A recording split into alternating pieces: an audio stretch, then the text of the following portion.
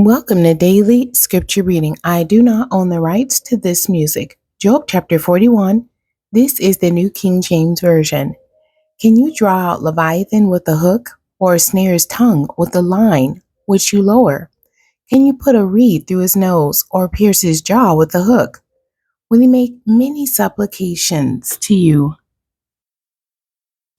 Will he speak softly to you? Will he make a covenant with you? Will you take him as a servant forever? Will you play with him as with a bird?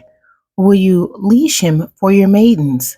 Will your companions make a banquet of him? Will they apportion him among the merchants?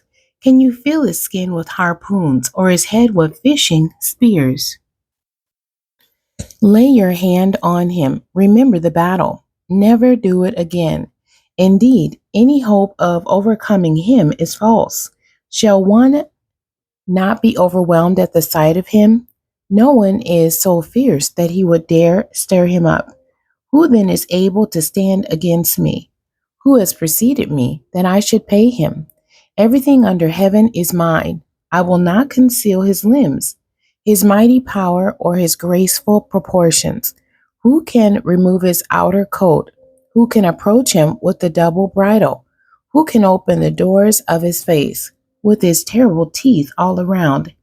His rows of scales are his pride, shut up tightly as with a seal. One is so near another that no air can come between them. They are joined one to another. They stick together and cannot be parted.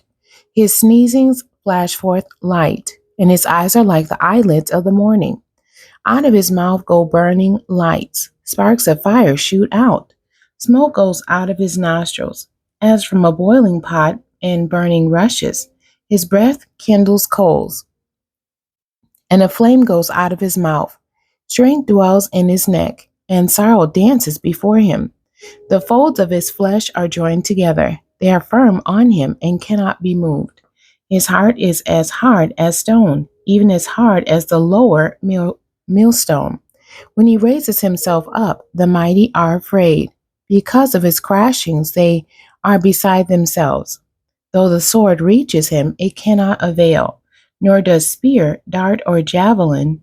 He regards iron as straw, and bronze as rotten wood. The arrow cannot make him flee. Sling stones become like stubble to him. Darts are regarded as straw. He laughs at the threat of javelins. His undersides are like sharp potsherds. He spreads pointed marks in the miry. He makes the deep boil like a pot. He makes the sea like a pot of ointment. He leaves a shining wake behind him. One would think the deep had white hair. On earth there is nothing like him, which is made without fear. He beholds every high thing. He is king over all the children of pride. The end. God bless you, and thank you for joining me today.